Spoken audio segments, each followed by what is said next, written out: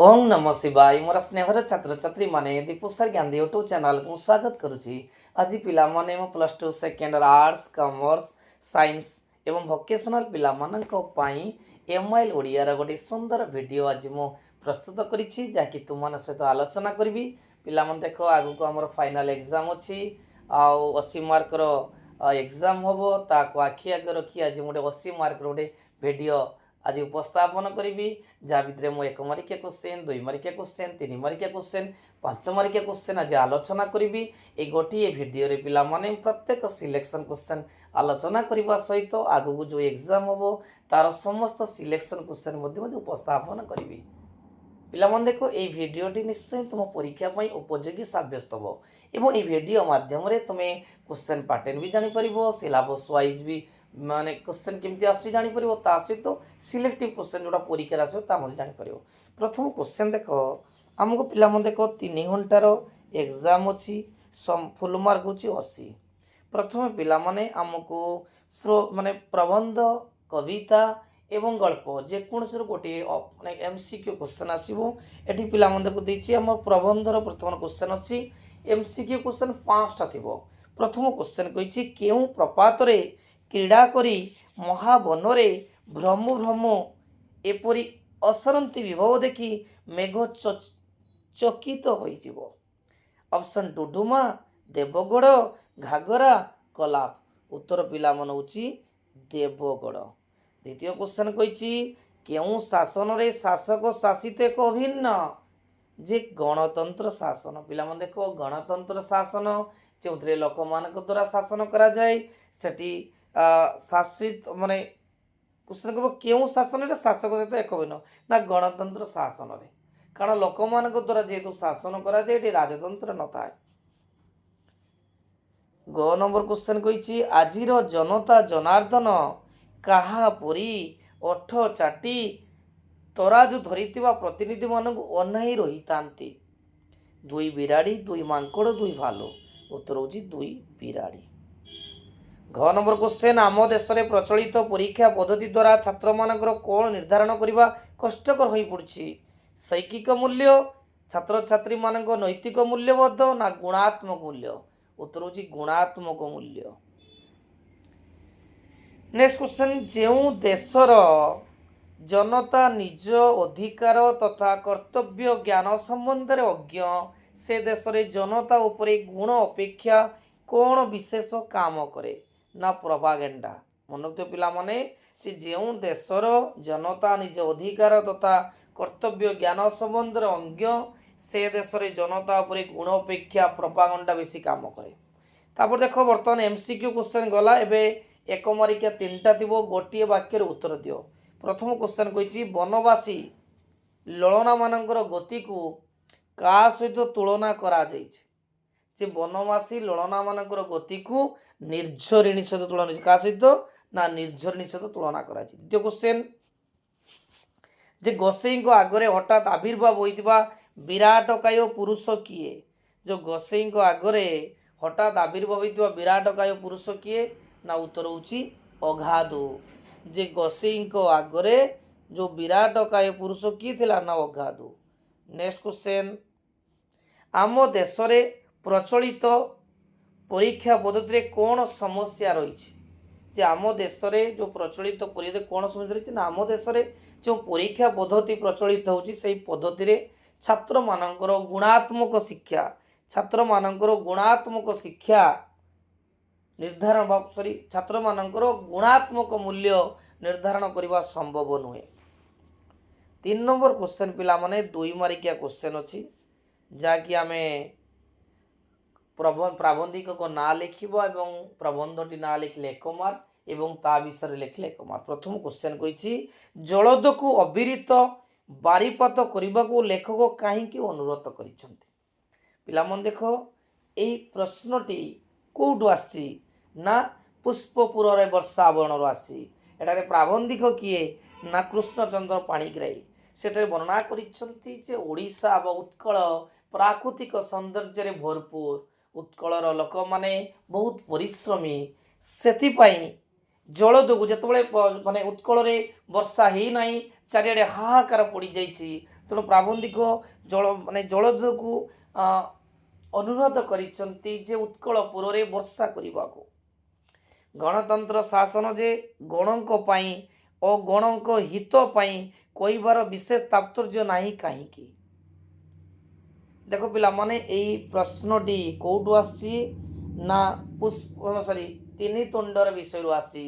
ତିନି ତୁଣ୍ଡରେ ପ୍ରାବନ୍ଧିକ ଭୁବନେଶ୍ୱର ବେହେରା ବର୍ଣ୍ଣନା କରିଛନ୍ତି ଯେ ନିଶ ଉପଡ଼ା ରାଜୁଡ଼ା ଶାସନଠାରୁ ଆରମ୍ଭ କରି ଆଚାର ଭ୍ରଷ୍ଟ ମୋହକାର ବ୍ୟଭିଚାରଗ୍ରସ୍ତ ଯାହାକି ସାମରିକ ଏକଛତ୍ରବାଦ ପର୍ଯ୍ୟନ୍ତ ପ୍ରତ୍ୟେକ ଶାସନ ଡିଣ୍ଡିମା ପିଟି ଘୋଷଣା କରି କହେ ଯେ ତାଙ୍କ ପ୍ରବର୍ତ୍ତ ଶାସନ ଗଣଙ୍କ ସମହିତ ଉଦ୍ଦିଷ୍ଟ। ଦେଖ ପିଲାମାନେ ବୁଝେଇଦୁ। ଦେଖ ନିର୍ବାଚନ ଆସିଗଲେ ପ୍ରତ୍ୟେକ ରାଜନୈତିକ ଦଳର ନେତାମାନେ ବାଜା ବଜାଇ ଡିଙ୍ଗୁରା ପିଟେଇ ସେମାନେ କହିବେ ଯେ ଆମେ ଜିତିଗଲେ ଲୋକମାନଙ୍କ ପାଇଁ ଏଇଟା କରିବୁ ସେଇଟା କରିବୁ, କିନ୍ତୁ ଜିତିଗଲା ପରେ କୌଣସି କିଛି କାର୍ଯ୍ୟ କରନ୍ତି ନାହିଁ। ସେଥିପାଇଁ ପ୍ରାବନ୍ଧିକ କହିଛନ୍ତି ଯେ ଗଣତନ୍ତ୍ର ଶାସନ ଯେ ଗଣଙ୍କ ପାଇଁ ବା ଗଣ ହିତ ପାଇଁ କହିବାର କୌଣସି ତାତ୍ପର୍ଯ୍ୟ ନାହିଁ, କାରଣ ଲୋକମାନେ ଜିତି ସାରିଲା ପରେ ଲୋକମାନଙ୍କ ପାଇଁ କିଛି ବି କରୁନାହାନ୍ତି। ଲାଷ୍ଟ କ୍ୱେଶ୍ଚନ୍ ଯେ ଲୋକମାନେ ଅଶିକ୍ଷିତ ନିରକ୍ଷର ହେଲେ କ'ଣ ହେବ? ପିଲାମାନେ ଦେଖ ଏଇ ପ୍ରଶ୍ନଟି ସ୍ୱାଧୀନ ଦେଶର ଶିକ୍ଷା ଚିନ୍ତାରୁ ଆସିଅଛି। ଏଠାରେ ପ୍ରାବନ୍ଧିକ ଗୋଲକ ବିହାରୀ ଦଳ କହିଛନ୍ତି ଯଦି ଲୋକମାନେ ଅଶିକ୍ଷିତ ହେବେ ନିରକ୍ଷରତା ହେବେ ତାହେଲେ ସରକାରଙ୍କ ଯୋଜନା ବୁଝିପାରିବେନି। ତେଣୁ ସରକାର ଯୋଜନା ପରେ ଯୋଜନା କରିଚାଲୁଛନ୍ତି, କିନ୍ତୁ ଲୋକମାନେ ନିରକ୍ଷର ଥିଲେ ଯୋଜନା ବୁଝିପାରିବେ ନାହିଁ, ଫଳରେ ଭଲ ଫସଲ ଅମଳ ହୋଇପାରିବ ନାହିଁ। ଏବେ ପିଲାମାନେ ଆମେ 3 ମାର୍କିଆ କ୍ୱେଶ୍ଚନ୍ ଆଲୋଚନା କରିବା। ମନୋକ୍ତାଉ 3 ମାର୍କିଆ କ୍ୱେଶ୍ଚନ୍ ଗୋଟିଏ ଆସିବ। ପ୍ରଥମ କ୍ୱେଶ୍ଚନ୍ ପିଲାମାନେ କହିଛି ବନବାସୀ ମାନଙ୍କଠାରେ ବଦାନ୍ୟତାର ଦେଖାଇବାକୁ ପ୍ରାବନ୍ଧିକ ଜଳଦୂତକୁ ଅନୁରୋଧ କରିଛନ୍ତି କାହିଁକି? ପିଲାମାନେ ଦେଖ ଏଇ ପ୍ରବନ୍ଧଟି କୋଉଠି ଆସିଛି ନା ପୁଷ୍ପପୁରରେ ବର୍ଷା ଆବରଣରୁ ଆସିଛି। ଏଠି ପ୍ରାବନ୍ଧିକ କିଏ ନା କୃଷ୍ଣଚନ୍ଦ୍ର ପାଣିଗ୍ରାହୀ। କ'ଣ ବର୍ଣ୍ଣନା କରିଛନ୍ତି ନା ଦରିଦ୍ର ଠାରେ ହିଁ ବଦାନ୍ୟତାର ମହତ୍ଵ ବଢ଼ି ଉଠେ, କାରଣ ଦରିଦ୍ର ହିଁ ଦାନ ଦ୍ୱାରା ଉପକୃତ ହୁଏ ଓ କୃତଜ୍ଞତା ପ୍ରକାଶ କରେ। ତେଣୁ ଟଙ୍କିଳ ଅନୁର୍ବର ଉଚ୍ଚବାଚ ଭୂମିରେ ଶାଳିଧାନୀ ଉପୁଜାଉଥିବା ସେଦସିକ୍ତ ଦରିଦ୍ର ବନବାସୀ ଶାଳିଧାନ୍ୟ ଜଳ ବିନା ଝାଉଁଳି ପଡ଼ିଥିବା ଦେଖି ଆତଙ୍କରେ ଥରି ଉଠୁଛନ୍ତି। ତେଣୁ ସେମାନଙ୍କୁ ନିରାଶ ନ କରି ବଦାନ୍ୟତାରେ ସେମାନଙ୍କଠାରେ ଆରମ୍ଭ କରିବାକୁ ଲେଖକ ଜଳଦୂତ ଅନୁରୋଧ କରିଛନ୍ତି। ଦେଖ ପିଲାମାନେ ଯେତେବେଳେ ଉତ୍କଳରେ ହାହାକାର ପଡ଼ିଯାଇଛି, ଶାଳି କ୍ଷେତ୍ର ଆଁ କରି ଫସଲ ପାଟି ଆଁ କରି ଦେଖାଯାଉଛି, ବନବାସୀ ଲୋକମାନେ ନିରୀହ ବହୁତ ପରିଶ୍ରମୀ, ସେମାନେ ଆକୁ ଦେଖି ଆତଙ୍କରେ ଥରି ଉଠୁଛନ୍ତି। ସେଥିପାଇଁ ପ୍ରାବନ୍ଧିକ ବାରିଦକୁ ଅନୁରୋଧ କରିଛନ୍ତି ଯେ ଏଇ ବନବାସୀଙ୍କ ଠାରେ ବଦାନ୍ୟତା ଦେଖାଇ ବର୍ଷା କରିବା ପାଇଁ କୃତଜ୍ଞତା ଦେଇଛନ୍ତି। ଦ୍ୱିତୀୟ କ୍ୱେଶ୍ଚନ୍ କେଉଁମାନଙ୍କ ପ୍ରବର୍ତ୍ତିତ ଶାସନ ଗଣ ସମୂହଙ୍କ ହିତ ପାଇଁ ବୋଲି ଡିଣ୍ଡିମ ପିଟି ଘୋଷଣା କଲେ? ପିଲାମାନେ ଦେଖ ଏଇଟା କୋଉ ପ୍ରବନ୍ଧରୁ ଆସିଛି ନା ଏଇଟା ପୁଷ୍ପପୁରରେ ଏଇଟା 3 ତୁଣ୍ଡରେ ପ୍ରବନ୍ଧରୁ ଆସିଛି। ପ୍ରାବନ୍ଧିକ କିଏ ନା ଭୁବନେଶ୍ୱର ବେହେରା। ଏଠାରେ ସେ ବର୍ଣ୍ଣନା କରିଛନ୍ତି ଯେ ନିଶ ଉପୁଡ଼ା କ୍ୱେଶ୍ଚନ୍ କହିଛି ଯେ କେଉଁ ଆଉଥରେ କହୁଛି ଦେଖ ଛୁଆ ପିଲାମାନେ କ୍ୱେଶ୍ଚନ୍ଟା ଯେ କେଉଁମାନଙ୍କ ପ୍ରବର୍ତ୍ତିତ ଶାସନ ଗଣ ସହିତ ବୋଲି ଡିଡିମିଟି ଘୋଷଣା କରିଥିଲେ, ମାନେ ଯେଉଁମାନେ ରାଜନୀତିରେ ଅଂଶଗ୍ରହଣ କରୁଛନ୍ତି, ବିରାଡ଼ି ବୈଷ୍ଣବ ମାନେ ଯେଉଁମାନେ ଲୋକଙ୍କ ଆଗରେ ମିଠା କଥା କହୁଛନ୍ତି କିନ୍ତୁ ଜିତି ସାରିଲା ପରେ ଆଉ ସେଇ କାମ କରୁନାହାନ୍ତି। ତେଣୁ ଯେତେବେଳେ ରାଜନୀତି ଆସିଯାଏ, ଇଲେକ୍ସନ ନିର୍ବାଚନ ଆସିଯାଏ, ସେତେବେଳେ ଲୋକମାନଙ୍କୁ ସେମାନେ ମିଥ୍ୟା ପ୍ରତିଶ୍ରୁତି ଦେଇ ବିଭିନ୍ନ ପ୍ରୋପାଗାଣ୍ଡା କହି ନିର୍ବାଚନରେ ଲଢ଼ିଥାନ୍ତି, କିନ୍ତୁ ଜିତି ସାରିଲା ପରେ କୌଣସି କାର୍ଯ୍ୟ ସେମାନେ କରନ୍ତି ନାହିଁ। ନେକ୍ସଟ କ୍ୱେଶ୍ଚନ୍ ପିଲାମାନେ ଦେଖ ଲଙ୍ଗ କ୍ୱେଶ୍ଚନ୍ ଯିବା। ପିଲାମାନେ ଦେଖ ଏଥର ଲଙ୍ଗ କ୍ୱେଶ୍ଚନ୍ ଶିକ୍ଷା ବ୍ୟବସ୍ଥା ସମ୍ପର୍କରେ ପ୍ରାବନ୍ଧିକଙ୍କ ପ୍ରତିକ୍ରିୟା ପଠିତ ପ୍ରବନ୍ଧରେ କିପରି ପ୍ରତିଫଳିତ ହୋଇଛି ତା ଆଲୋଚନା କର। ଦେଖ ପିଲାମାନେ ଏଇ ଲଙ୍ଗ କ୍ୱେଶ୍ଚନ୍ଟି କୋଉ ବିଷୟରୁ ଆସିଛି ନା ସ୍ୱାଧୀନ ଦେଶର ଶିକ୍ଷା ଚିନ୍ତା ବିଷୟରୁ ଆସିଛି। ତେଣୁ ଲଙ୍ଗ କ୍ୱେଶ୍ଚନ୍ ପିଲାମାନେ ସ୍ୱାଧୀନ ଦେଶର ଶିକ୍ଷା ଚିନ୍ତା କଲେ ଏ ବର୍ଷ ନିଶ୍ଚୟ ପାଇବା, ଏବଂ ତା ସହିତ ଆମେ ପୁଷ୍ପପୁରରେ ବର୍ଷା ବରଣ ପ୍ରବନ୍ଧର ଲଙ୍ଗ କ୍ୱେଶ୍ଚନ୍ କଲେ ପରୀକ୍ଷାରେ ପାଇଯିବା। ତେଣୁ ସ୍ୱାଧୀନ ଦେଶର ଶିକ୍ଷା ଚିନ୍ତା ଏବଂ ପୁଷ୍ପପୁରରେ ବର୍ଷା ବରଣ এই ଦୁଇଟା ଲଙ୍ଗ କ୍ୱେଶ୍ଚନ୍ କଲେ ପାଇପାରିବା, କାରଣ ଇତିହାସ ଅଲରେଡ଼ି ପରୀକ୍ଷାରେ ଆଉ ଇଣ୍ଟରନାଲ ଏକ୍ଜାମରେ ପଡ଼ିଯାଇଛି। एबे पिलामने आमे ग्रुप बी को जिबा। ग्रुप बी जोटा हमर कविता रही तपस्विनीर पत्र, बड़पण, वार्ता एवं बंदीर विरह व्यथा। आगे प्रथम पिला देख एमसीक्यू क्वेश्चन से आसो 5टी। प्रथम क्वेश्चन कही कवि समकालीन राजा माने कहार विशाल साम्राज्य एबे बिकी भांगी खाऊंच पूर्वपुरुष ना वीर ओडिया। उत्तर होची पूर्वपुरुष। द्वितीय क्वेश्चन नवमामा बोली कहा कुआ जायछि पिला मन गोटे तपस्विनीर पत्र आसी नवमार अर्थ होची नवविवाहित द्वितीय पत्नी। तृतीय क्वेश्चन रामचंद्र सीता प्रेम को कहीं स्वप्न परी मन करेंगे ना नव प्रणयनीर मुख दर्शन कले रामचंद्र सीता प्रेम को स्वप्न परी मन करिबो बोली सीता कहिसंती। घ नंबर क्वेश्चन पिला मने केउ भाव बंदीर वीर व्यथा कविता को अधिक मर्मस्पर्शी करिछि कारुण्य भाव ना श्रृंगार भाव ना विरह बोध। उत्तर होची विरह भेद। मानव आत्मा को जुग जुग धरी किए पीड़ा दे आसी। ऑप्शन भीम अत्याचार ना दारुण मरुड़ी ना प्रबल बात्या। उत्तर होची भीम अत्याचार। एक मारिका क्वेश्चन पिला माने तीनटा आसीबो कवितारे। प्रथम क्वेश्चन कही पूर्व राजा मानकर वंशधर होई आज राजा राजा और जमीदार को किपरि अवस्था आई। उत्तर पिला मन होची जे पूर्व राजा मानकर वंशधर होई आज राजा और जमीदार मानकर अवस्था जलधारा परी अधोगति होईछि। नेक्स्ट क्वेश्चन समीरण कंठरे सूर्य देवतांकर प्रेम पूर्ण अस्पष्ट भाषा कौन थिला ना समीरण कंठरे सूर्य देवतांक प्रेम पूर्ण अस्पष्ट भाषा थिला अचिरे फेरिबी ध्वनि नुहई कातर। लास्ट क्वेश्चन दूत केउठू भविष्य वार्ता नहीं आसी। उत्तर होची शताब्दीर सिंह द्वार दूत भविष्य वार्ता नहीं आसी। ए पिला माने 2 मारिका जीवा 2 मारिका हमको 2टा करते पड़िबो। प्रथम आम कवि ना लिखा एवं कवितार आसी लिखा 1 मार्क एवं ता विषय लिखले 1 मार्क। प्रथम क्वेश्चन कही कौन पाइले सीता 100 अश्वमेध यज्ञर धन पाइजिवे बोली कहिचंती।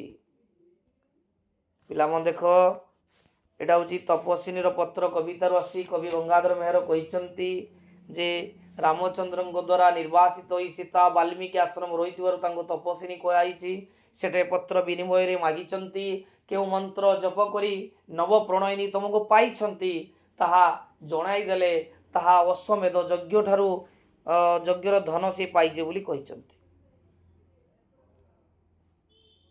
द्वितीय क्वेश्चन प्रियजनर विरह दुख कवि किपरि मन होइछि।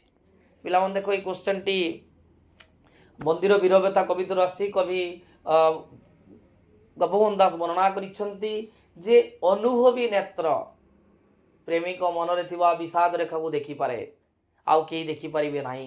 तेणु एठारे कवि प्रियजनर विरह दुख को विश्व प्रकृति रे हृदबोधन करिसंती।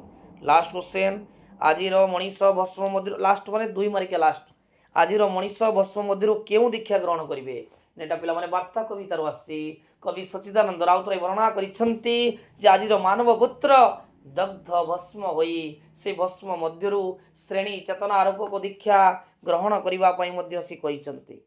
देखो पिला माने आमे 9 नंबर क्वेश्चन आलोचना करिबा जाकी 3 मारिका क्वेश्चन साधारणतः पिला माने हमर कविता विभाग रे 3 मारिका क्वेश्चन पड़िबो 2टा देइथिबो गोटिए करिबा पई पड़िबो। मनोक्ता पिला माने कवि ना एवं कविता ना लिखले 1 मार्क एवं से क्वेश्चन उत्तर लिखले 2 मार्क। प्रथम क्वेश्चन पिला माने कहिछि घृष्टि मुखे ढाली यज्ञ कुंड घृत केउ प्रसंग रे कहा जायछि। पिला माने देखो कविताटी ना कोन ना बड़पण। एटी बड़पण कवितार कवि के राधानाथ राय यह उल्लेख करि कोन कहिसंती ना कवि से समय राजा जो माने कि दरबार रे निजर बड़पण देखाई होउचंती सेमान को व्यंग करी एभली कहिसंती। प्रजा को शोषण करी राजा माने जो धन लुंठी नहीं ताहाकु सेमाने गणिका वकील छामुआ को पोषण पर व्यय करुचंती। पाप अर्जित धन को प्रायश्चित रे व्यय न करी एभली व्यय करिबा द्वारा सेमाने अधिक पाप करुचंती। यह यज्ञ रे व्यवहार करिजिबा घृत को घुसुरी मुखरे ढालिबा सदृश बोली कवि व्यंग करिचंती। द्वितीय क्वेश्चन कहिछि जमदूत बोली कवि कहा कहिछि। पिला मन देखो এই যମଦୂତ ବୋଲି କାହାକୁ କହିଛନ୍ତି? ଏଇଟା ବନ୍ଦୀର ବିରହ ବ୍ୟଥା କବିତାରୁ ଆସିଛି। କବି ଗୋପବନ୍ଧୁ ଦାସ ଏହା ବର୍ଣ୍ଣନା କରିଛନ୍ତି। ଯେତେବେଳେ କବି ସନ୍ଧ୍ୟା ସମୟରେ ପୃଥିବୀର ସୌନ୍ଦର୍ଯ୍ୟକୁ ଉପଭୋଗ କରୁଛନ୍ତି, ସେତେବେଳେ ଜେଲର ସିପାହୀ ଜଣକ ତାଙ୍କୁ ଉପଭୋଗ କରିବା ପାଇଁ ଦେଉନାହିଁ। ଯେମିତିକା ଯମଦୂତ ଯେପରି ଜଣେ ଲୋକ ମୃତ୍ୟୁବରଣ କଲେ ତାକୁ ନେଇଯାଇଥାଏ ଏବଂ ତାର କଥାକୁ କୌଣସି ଶୁଣେ ନାହିଁ ଲୋକଟିର, ସେହିପରି ସିପାହୀ ଜଣକ କବିଙ୍କ କଥା ନ ଶୁଣିଥିବାରୁ କବି ତାଙ୍କୁ ଯମଦୂତ ବୋଲି ତୁଳନା କରିଛନ୍ତି। ପିଲାମାନେ ଦେଖ, ଲଙ୍ଗ କ୍ୱେଶ୍ଚନ୍ ଯିବା। ପଦ୍ୟ ବିଭାଗରେ ଏଥର ସିଲେକ୍ସନ୍ ଲଙ୍ଗ କ୍ୱେଶ୍ଚନ୍ ପିଲାମାନେ ଅଛି। ତପସ୍ୱିନୀର ପତ୍ର କବିତାରେ ସୀତାଙ୍କ ନାରୀ ମନସ୍ତତ୍ୱ କିପରି ପ୍ରତିଫଳିତ? ତେଣୁ ତପସ୍ୱିନୀର ପତ୍ର ଲଙ୍ଗ କ୍ୱେଶ୍ଚନ୍ ଆସିଅଛି, ବହୁତ ଇମ୍ପୋର୍ଟାଣ୍ଟ। ଦ୍ୱିତୀୟରେ ବାର୍ତ୍ତା କବିତାରେ କବି ଆଧୁନିକ ଜୀବନ ସମ୍ପର୍କରେ ଯେଉଁ ବାର୍ତ୍ତା ଦେଇଛନ୍ତି ତା ଆଲୋଚନା କର। ତେଣୁ ଲଙ୍ଗ କ୍ୱେଶ୍ଚନ୍ ଏଥର ପିଲାମାନେ ବାର୍ତ୍ତା ଆଉ ତପସ୍ୱିନୀ ପତ୍ର କରିଦେଲେ ଆମେ ନିଶ୍ଚୟ ପାଇବା। ଏବେ ପିଲାମାନେ ଯିବା ଗଳ୍ପ ବିଭାଗକୁ। ଗଳ୍ପ ବିଭାଗର ପ୍ରଥମେ ସେ MCQ କ୍ୱେଶ୍ଚନ୍ 5ଟି ରହିବ। ପ୍ରଥମ କ୍ୱେଶ୍ଚନ୍ କହିଛି, ଏ ଦେଶର ଦୁଃଖ ଦୁର୍ଦ୍ଦଶାର କାରଣ ଲୋଡ଼ିଲେ ତାହା କେଉଁପରି ଜଣାଯିବ ବୋଲି ନୂଆ ଜମିଦାର ବକ୍ତୃତାରେ କହିଛନ୍ତି? ଆଉ ଥରେ ପିଲାମାନଙ୍କୁ ଦେଖ ଯେ ଏ ଦେଶର ଦୁଃଖ ଦୁର୍ଦ୍ଦଶାର କାରଣ ଲୋଡ଼ିଲେ ତାହା କେଉଁପରି ଜଣାଯିବ? ନା ଉତ୍ତର ହେଉଛି ଦିନ ଆଲୁଅ ପରି ଜଣାଯିବ। ଦ୍ୱିତୀୟ କ୍ୱେଶ୍ଚନ୍, ମୃତ୍ୟୁପୂର୍ବରୁ ସୋମନାଥ କାହାକୁ ଆଶୀର୍ବାଦ ଦେଇଛନ୍ତି? ନା ବିଜୟକୁ। ରୂପନାରାୟଣ ସାହା ଜେଲରୁ ଫେରିବା ପରେ କେଉଁ କାମ କରି ବଞ୍ଚୁଥିଲେ? ଉତ୍ତର ପିଲାମାନେ ହେଉଛି ଯେ ରିକ୍ସା ଚଲାଇବା। ନେକ୍ସଟ କ୍ୱେଶ୍ଚନ୍ ପିଲାମାନେ, ଯେ ଧର୍ମଘଟ ବେଳେ ମାଷ୍ଟରଜୀଙ୍କ ଦରମା କେତେ ଥିଲା? ଯେ ଧର୍ମଘଟ ଯେତେବେଳେ ହେଇଥିଲା ସେତେବେଳେ ମାଷ୍ଟରଜୀଙ୍କ ଦରମା କେତେ ଥିଲା? ନା ଉତ୍ତର ପିଲାମାନେ ହେଉଛି ଯେ ଧର୍ମଘଟ ବେଳେ ମାଷ୍ଟରଜୀଙ୍କ ଦରମା 13 ଟଙ୍କା ଥିଲା। କିଏ ଗୀତ ବୋଲି ପାରୁଥିବା ଗଛଲତା ଓ ମେଘମାଳା ଭିତରୁ ଝରି ଆସୁଥିବା ସାତରଙ୍ଗୀ ନଦୀର ଅଜବ ଦୃଶ୍ୟ ଦେଖେ? ନା ଉତ୍ତର ହେଉଛି କମ୍ଭୁଗ୍ରୀବ।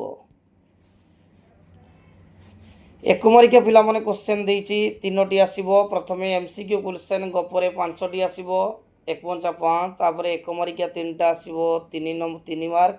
ପ୍ରଥମ କ୍ୱେଶ୍ଚନ୍ କହିଛି, ଗୋପାଳଚନ୍ଦ୍ର ମହାପାତ୍ର ତିଆରି କରିଥିବା ମନ୍ଦିରରେ କେଉଁ ମୂର୍ତ୍ତି ସ୍ଥାପିତ ହୋଇଥିଲା? ଉତ୍ତର ହେଉଛି ରାଧାକୃଷ୍ଣ ମନ୍ଦିର। ନେକ୍ସଟ କ୍ୱେଶ୍ଚନ୍, ମନେଥିବ ରାଧାକୃଷ୍ଣଙ୍କ ଯୁଗଳ ମୂର୍ତ୍ତି ସ୍ଥାପିତ ହୋଇଥିଲା। ହରିଶ୍ଚନ୍ଦ୍ର ଘାଟ ପରେ ନୌକା କେଉଁ ଘାଟରେ ପହଞ୍ଚିବ ବୋଲି କୁହାଯାଇଛି? ନା ହରିଶ୍ଚନ୍ଦ୍ର ଘାଟ ପରେ ନୌକା ଦଶାଶ୍ୱମେଧ ଘାଟରେ ପହଞ୍ଚିବ ବୋଲି କୁହାଯାଇଛି। ଅର୍ଦ୍ଧକୋଶ ଅତିକ୍ରମ କଲାପରେ ହଂସ ଯୁଗଳ କଚ୍ଛପ କେଉଁଠି ଅବତରଣ କରିଥିଲେ? ନା ଏକ ଅନୁଜ ପାହାଡ଼ ଉପରେ ଅବତରଣ କରିଥିଲେ। ପାହାଡ଼ ଉପରେ ଅବତରଣ କରିଥିଲେ। ନେକ୍ସଟ କ୍ୱେଶ୍ଚନ୍, ଲେଖା ଓ ଲେଖକଙ୍କ ନାମର ଉଲ୍ଲେଖ ସହ ଯେକୌଣସି 2ଟି ପ୍ରଶ୍ନର ଉତ୍ତର ଦିଅ। ସେ କହିଛି, କଲିକତା ଗଦିରେ ଗୋପାଳ ପ୍ରଥମେ କିପରି ଥିଲା? ଦେଖ ପିଲାମାନେ, ପ୍ରଥମେ ଆମେ ଗାଳ୍ପିକଙ୍କ ନାଁ ଲେଖିବା ଏବଂ ବିଷୟଟି ନାଁ ଲେଖିଲେ 1 ମାର୍କ ଏବଂ ତା ବିଷୟରେ ଲେଖିଲେ 1 ମାର୍କ।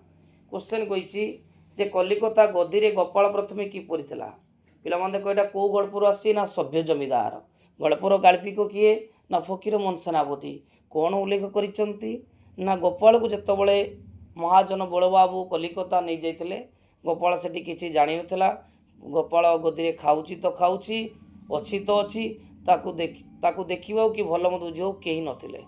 ଅର୍ଥାତ୍ କଲିକତାରେ ପହଞ୍ଚିଲା ପରେ ଗୋପାଳର ଅବସ୍ଥା ଗାଁରେ ଯେପରି ଥିଲା ସେଠି ସେମିତି ଥିଲା। ହେମମାଳା କେଉଁ ପରିସ୍ଥିତିରେ ଶଙ୍ଖଧ୍ୱନି କଲେ? ପିଲାମାନେ ଦେଖ, ଏଇ ଗଳ୍ପଟି ପତାକା ଉତ୍ତୋଳନରୁ ଆସିଛି। ଗାଳ୍ପିକ ସୁରେନ୍ଦ୍ର ମହାନ୍ତି ଉଲ୍ଲେଖ କରିଛନ୍ତି, ଯେତେବେଳେ ଭାରତ ସ୍ୱାଧୀନତା ପ୍ରାପ୍ତ ହୋଇଥିଲା ଏବଂ ସ୍ୱାଧୀନତାର ଉତ୍ସବ ଚାଲିଥିଲା, ସେତେବେଳେ ହେମମାଳା ଦେବୀ ଶଙ୍ଖଧ୍ୱନି ଦେଇଥିଲେ। କମ୍ଭୁଗ୍ରୀବର ଦୂରଦୂରାନ୍ତର ଅଜଣାକୁ ଜାଣିବାର ପିପାସା ସମ୍ପର୍କରେ କ'ଣ କୁହାଯାଇଛି?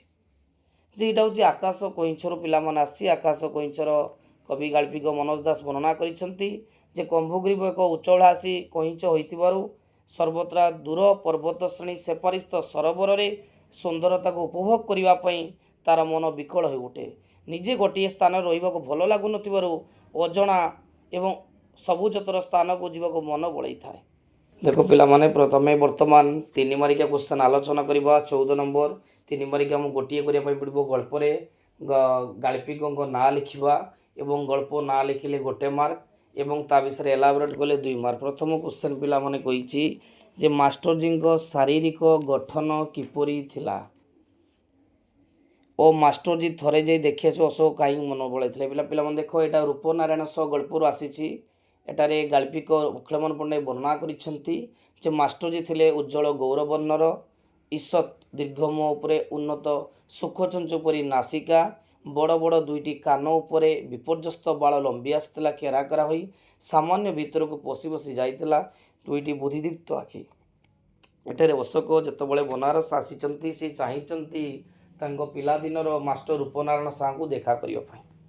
द्वितीय क्वेश्चन घुषुरी माने ओडिबा संपर्क में विदेशी राजदूत कौन कहते कंभगिरीपुर सशब्द पतन संपर्क में कौन कहुई पिला देखा आकाश कईंच गल्पुर आसी आकाश कईंच गल्पर गाल्पिक मनोज दास वर्णना करते जे आकाश कईंच मनोज दास कहते हंस माने कईंच को उड़ाई नेबार दृश्य राजा विचित्र बोली कही मात्र विदेशी राजदूत देश में घुषुरी माने उड़ीबा कथा कहते यह किपरि संभव बोली राजा पचारू राजदूत कहते आम घुषुरी माने पक्षवंत नुहति किंतु आम राज्यर महिषी भली बृहदकार विहंग अच्छा जो मानकर घुषुरी उड़ाई नेबार शौक रही।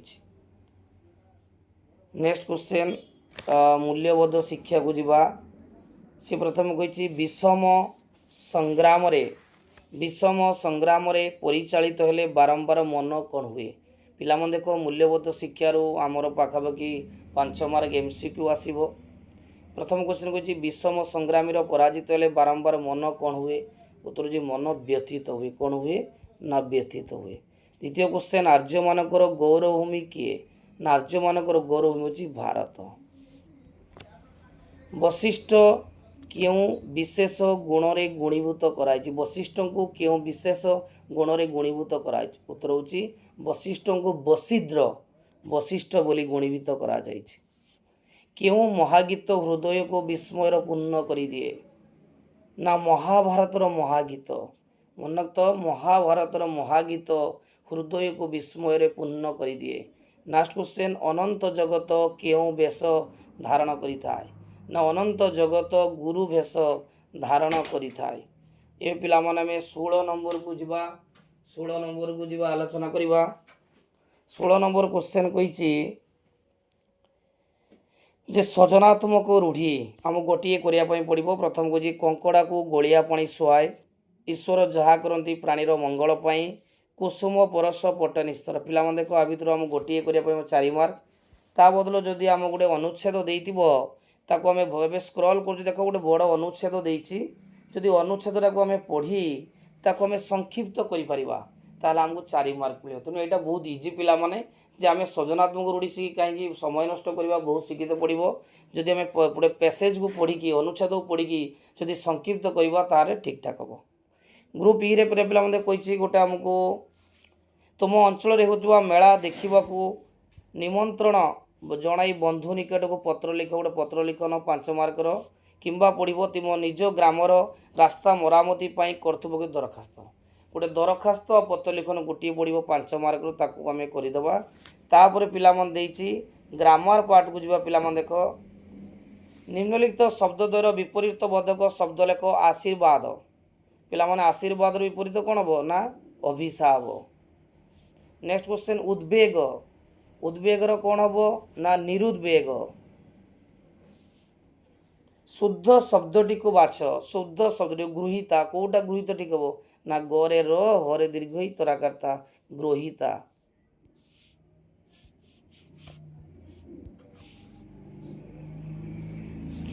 अनुवादित अनुवादित केटा बो ना अनुवादित देछि अनुदित ना अनुदित ठीक हो डीटा। आखि पकाइबा रूढ़ी कौन हम यहाँ हूँ क्रियाजुक्त रूढ़ी आखि पकाइबाटा क्रियाजुक्त तांकर डेस मनोभाव जो परिवारटा उजुड़ी गला ना वो नछड़ बंधा केउटी क्रियाजुक्त रूढ़ीर गोटे उदाहरण अटे क्रियाजुक्त रूढ़ी अरण्य रंदन देह लगा आखि रखा हूँ आखि रखा गोटे क्रियाजुक्त।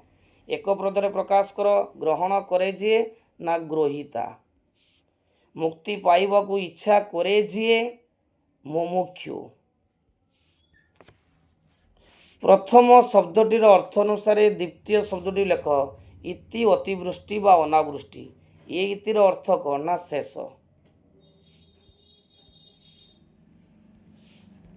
ଲାଷ୍ଟ କ୍ୱେଶ୍ଚନ ଗ୍ରାମର ପିଲାମାନେ କୃତି ହେଲା ଦକ୍ଷ, କୃତିର ଅର୍ଥ କ'ଣ ନା କର୍ମ। ପିଲାମାନେ ଦେଖ ବର୍ତ୍ତମାନ ମୁଁ ଏମଆଇଏଲ୍ର ଗୋଟିଏ ସୁନ୍ଦର ଭିଡ଼ିଓ ତୁମ ପାଖରେ ଉପସ୍ଥାପନ କଲି, ଯାହାକି 80 ମାର୍କର। ଏ 80 ମାର୍କ ଭିଡ଼ିଓ ଭିତରେ ମୁଁ ତୁମକୁ ଛୁଆ ପିଲାମାନେ ଜଣେଇଦେଲି ଯେ ପ୍ରୋଜ୍ରେ ଆମର କେତେ ମାର୍କ ଆସୁଛୁ ନା 5, 3, 8, 8, 4, 12, 3, 15, 5, 20 ମାର୍କ। ତେଣୁ ପଦ୍ୟ ଗଦ୍ୟରେ 20 ମାର୍କ ଆସୁଛି, ଗଳ୍ପରେ ମଧ୍ୟ ଆସୁଛି। ତେଣୁ ଆଜିକା ଭିଡ଼ିଓରେ ମୁଁ ସମସ୍ତ କ୍ୱେଶ୍ଚନ୍ ପାଟର୍ନ ଡିସ୍କସନ୍ କଲି, ତା ସହିତ ବଛା ବଛା କ୍ୱେଶ୍ଚନ୍ ତୁମ ସହିତ ଆଲୋଚନା କଲି। ଗ୍ରାମାର ମଧ୍ୟ ପିଲାମାନେ ମୁଁ ଆଲୋଚନା କଲି। ଗ୍ରାମରେ ଆମକୁ 2, 2, 4, 3, 7, 2, 9, 2, 11 ମାର୍କ ପରୀକ୍ଷାରେ ପଡ଼ୁଛି। ଦରଖାସ୍ତ ଗୋଟେ 5 ମାର୍କରେ ପଡ଼ୁଛି। ସଂକ୍ଷିପ୍ତକରଣ ଗୋଟେ 4 ମାର୍କର ପଡ଼ୁଛି। ତେଣୁ ବହୁତ ଗୁଡ଼ିଏ ବା ମୂଲ୍ୟବୋଧ ଶିକ୍ଷା 5 ମାର୍କରେ ପଡ଼ୁଛି। ତେଣୁ ଯଦି ଆମେ ଭିଭିଡ଼ଲି ଆମ ସିଲାବସ୍କୁ କଭର୍ କରିବା, ତାହେଲେ ଆମେ ସାହିତ୍ୟର ନିଶ୍ଚୟ ଅଧିକ ନମ୍ବର ରଖିବା। ଏବଂ ମୁଁ ମଧ୍ୟ ଚେଷ୍ଟା କରି ପିଲାମାନେ ତୁମ କରି ସାହିତ୍ୟର ଅଧିକ ନମ୍ବର ରଖିବ।